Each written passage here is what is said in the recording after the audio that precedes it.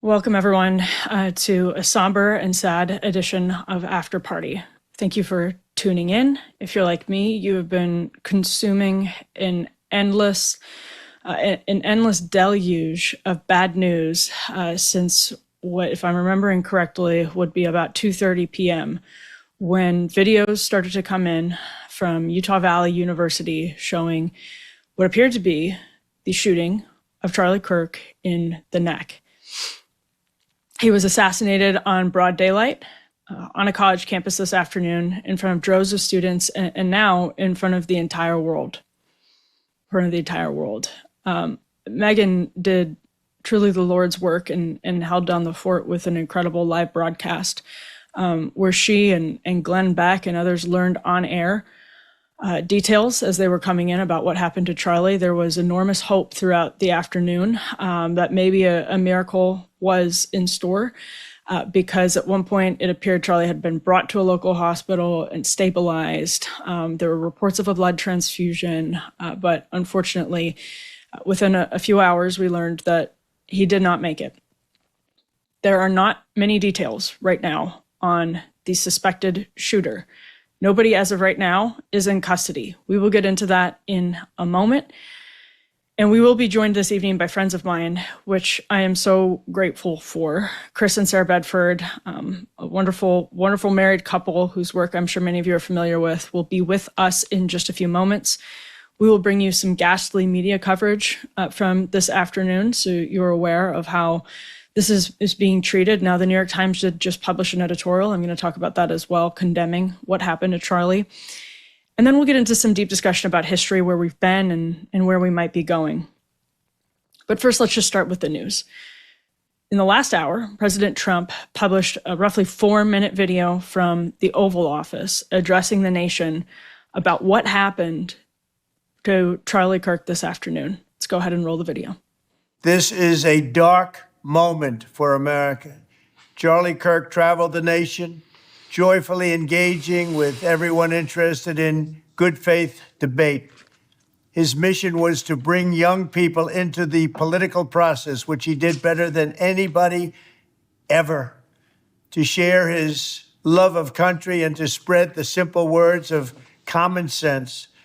On campuses nationwide, he championed his ideas with courage, logic, humor, and grace. It's a long past time for all Americans and the media to confront the fact that violence and murder are the tragic consequence of demonizing those with whom you disagree day after day, year after year, in the most hateful and despicable way possible. And while we're on that subject, I don't think anyone would be surprised to learn this video is already proving to be controversial. That statement from Donald Trump is already proving to be controversial, but in a very, very chilling update to this, we learned that Charlie had just been on Mark Halperin's Next Up show yesterday, talking about violence in the United States of America. Let's roll that clip. And I think we need to have the moral clarity and courage to push back against this propaganda that, we have too many people in prison. We do not have enough people in prison, period, hard stop. We're a violent country. It's not a good thing. It's something that Japan is not and South Korea is not, to kind of tie this all together. And since we are a violent country, we need more prisoners and we need more prisons. And until we're willing to swallow that pill and say that, we're going to keep on having situations like this happen. And our inner cities are going to be chaotic places of crime where you don't know if you're going to be getting on a subway and if you'll get home or whether something's going to happen to you. Now, obviously, what happened today was not an example of inner city violence. It wasn't on a subway, but it is so very chilling to see someone within roughly 24 hours of their own death talking about violence in the United States of America. And there's many more details to come, actually, as this has been playing out. The manhunt is on for the assassin in this case. So I think we have Kash Patel's reaction, FBI Director Kash Patel's reaction. Originally, it looked as though there was a suspect that the FBI had apprehended. So 3 hours ago, 6:21 p.m., Kash Patel posted, "The subject for the horrific shooting today that took the life of Charlie Kirk is now in custody. Thank you to the local and state authorities in Utah for your partnership with the FBI. We will provide updates when able." Now, 7:59 p.m., Kash Patel posted, "The subject in custody has been released after an interrogation by law enforcement. Our investigation continues, and we will continue to release information in the interest of transparency." So you can imagine why people would be frustrated at this moment, myself included. It's hard to know what's happening behind the scenes, but with a situation where a college campus, thousands of people turn out to see a person outdoors. There are cell phones, smartphones, all pointed in the direction of Charlie Kirk. There are videos from so many different angles. As again, you can imagine, people are filming Charlie Kirk for social media at a Charlie Kirk event. And so we have lots of video of what happened as it happened, and some very awful graphic video. I hope you haven't seen it, but many people have. That is a point that I wanted to make. A generation grew up with Charlie Kirk on their screens, whether they were on the left, the right, or the middle, whether they were political or apolitical. If you're not on TikTok, Instagram, social media, maybe you're older and this is not your primary, these social media channels aren't the primary way you interact with your friends. For Gen Z, it is. And it doesn't matter if you were seeking out politics or not. It doesn't matter if you were seeking out conservative arguments or not. Charlie Kirk was infiltrating your algorithm at some point over the last 10 years, and probably at many, many, many points over the last 10 years if you're the average social media user. And that's to his credit. Charlie also, we have F8. This is a post of his from April when Fox News reported on a survey or study from the Network Contagion Research Institute, which found that, and I'm reading straight from the Fox News article here, quote, "A growing number of people are willing to justify and even applaud killing in the name of politics and a warped sense of social justice. The chilling change appears to have accelerated in recent months. Quote, what was formerly taboo culturally has become acceptable. Jill Finkelstein, the lead author of the report, told Fox News Digital, we are seeing a clear shift. Glorification, increased attempts at changing norms, all converging into what we define as, quote, assassination culture. The NCRI study traces the cultural shift back to the assassination of United Healthcare CEO Brian Thompson by Luigi Mangione in December 2024. What followed, researchers say, was a viral wave of memes that turned Mangione into a folk hero. According to the study, these memes have sparked copycat behavior targeting other figures associated with wealth and conservative politics." Kirk himself posted about that study in April. You can see that up on your screen if you're watching this now. He posted the graphs.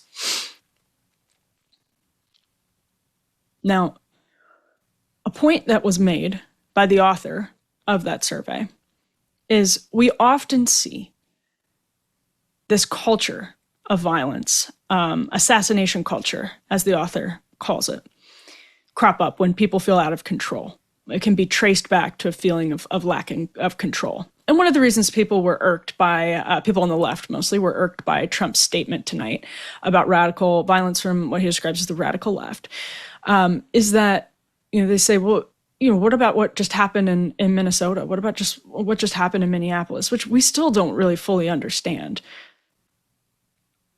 And to that, I actually share those frustrations and echo what Joel Finkelstein said in this Fox News Digital article about people feeling out of control. There's something very destabilizing about having this illusion of control through smartphones, which force you to make a million different decisions every single second. And in ways that could potentially broadcast or publish the entire world on social media. The most consequential moment of your life could be in your pocket at any given time. Sadly, I hope that wasn't the case for Charlie's wife today, but I think it probably was. And Charlie's mom, Charlie's family, Charlie's friends, who looked at their phone, and an average day was disrupted with news, maybe even with video of someone close to them being shot and killed in broad daylight. We're in a very destabilizing time. We've been through very destabilizing times before. We're going to talk in a bit about the 1960s. Robert F. Kennedy Jr. has already seemingly alluded to his own family's tragic history on the other end of assassins' bullets.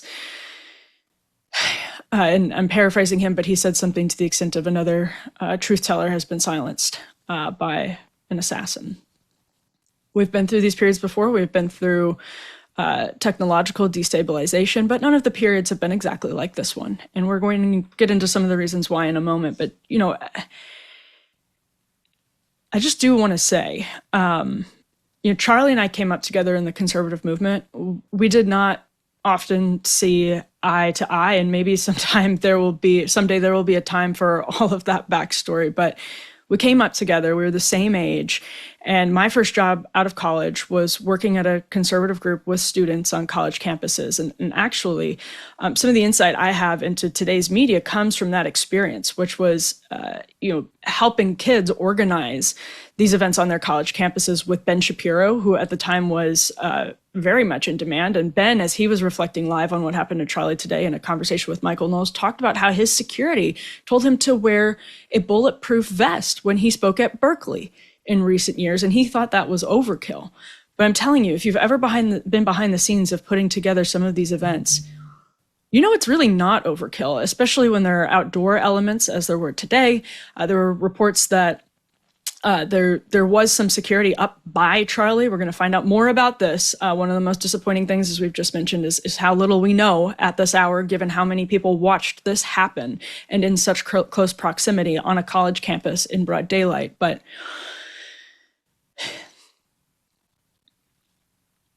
he, you know, faced a lot of threats. It was legitimately brave for him to do what he did. And I saw him mature, like many of you did, if you've been following his career. Hopefully I've matured as well. But I think with him, it was fascinating to watch him mature into a man of God and into a father and into a husband and somebody who integrated his faith into his worldview and his politics so proudly. That seemed to me happened after he met his wife. I think they got married in 2021. And it seems to me he matured, and you can see a picture of them up on your screen. There's a beautiful couple with 2 kids, I believe. He matured. It was like rocket fuel after that, and just came to be so open about his faith, about the sort of truths that Christians believe in and that Christians apply to their lives and to public policy. And, you know, I saw him this is the word that came to mind today. I saw him became wise. And I respected that enormously, even when we disagreed, as, by the way, we just did a couple of weeks ago over Taylor Swift. I saw him become wise. And I think he's as close to monoculture as Gen Z knows. Hassan Piker, who was set to debate him, if you don't know who Hassan Piker is, he's a leftist Twitch streamer. And he was about to debate Charlie Kirk in September at Dartmouth. He was streaming on Twitch live while the news broke. Let's play his reaction. There is a closer footage of Charlie Kirk getting shot in the neck here as well, where you can oh, he's dead. Oh my God, he's definitely dead. Oh my God, I can't believe I just saw that. Oh my God. Oh my God. That was fucking devastating. Holy shit. I don't know what to say. Oh my Lord. Oh, Jesus Christ. Holy fuck. America is so absolutely fucked. Oh.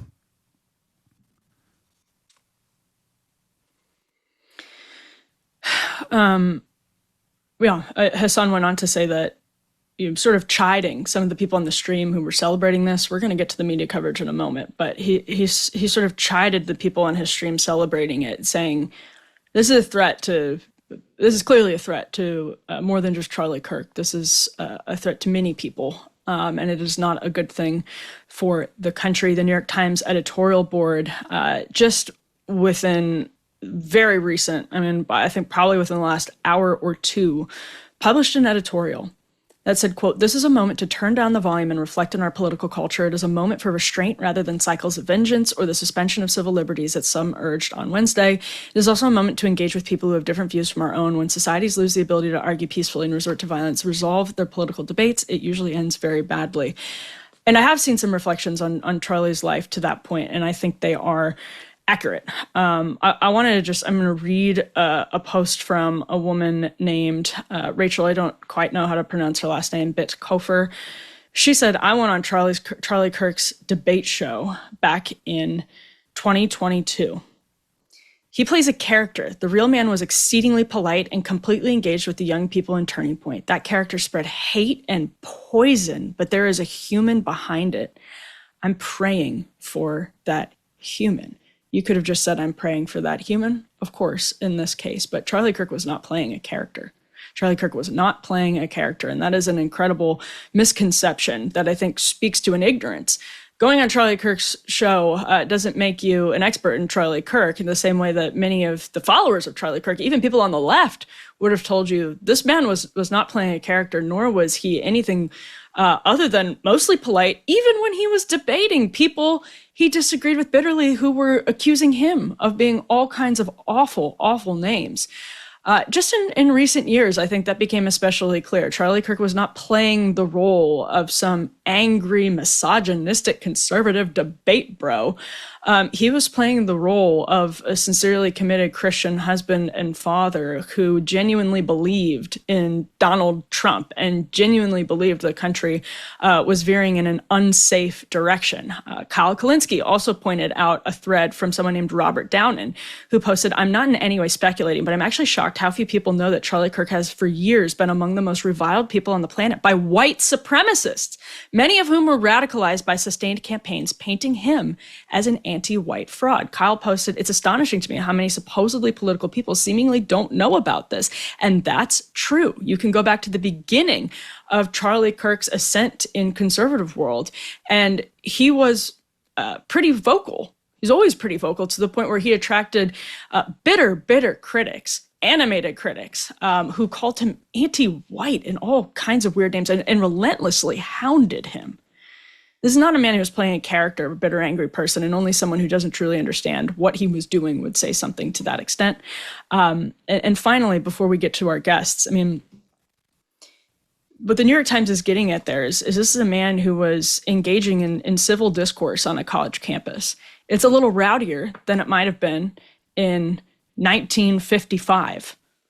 It's a little rowdier. It's for social media. We all live for the algorithm now, and I think that's tragic. I don't know what he thought about that, but I think it's tragic. But he was in that arena, and he was making his case the best way that he knew how, and he was doing it civilly. That's civic discourse. And now people who grew up consuming his content, watching him grow and evolve into this larger-than-life person, just watch the life drain out of him, literally watch the life drain out of him as he was attempting to do that. People may be underestimating or just not fully appreciating what a radicalizing effect this will have on Gen Z, because they thought that they knew him. And I think Hassan Piker's reaction speaks to that. In Hassan's case, he was actually going to debate him, but he was larger than life. And people really had that type of relationship with him, and not in a creepy parasocial way for the most part. Of course, there's some people who end up in that position, but in a way that was challenging all of us, would challenge him, would challenge them. And it's the kind of discourse that makes us better.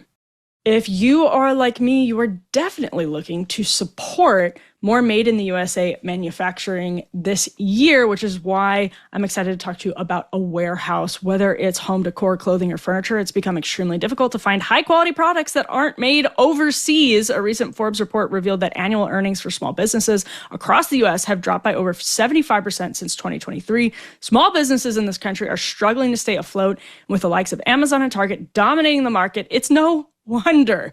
That's where a warehouse comes in, your one-stop shop for artisanal home goods made exclusively by small businesses. With hundreds of products to choose from, they're deeply committed to supporting American manufacturers. Their easy-to-navigate online marketplace lets you browse a wide range of independent makers, and you can feel good knowing that your purchase supports real people and small family-run businesses. A warehouse believes that true luxury isn't about fancy labels or big brand names. It's about the dedication, creativity, and care that goes into every product, and I could not agree more. Help a warehouse hit their goal of supporting over 100 small businesses this year. Head to awarehouseshop.com and use code PARTY for 15% off your first order. That's awarehouseshop.com, code PARTY.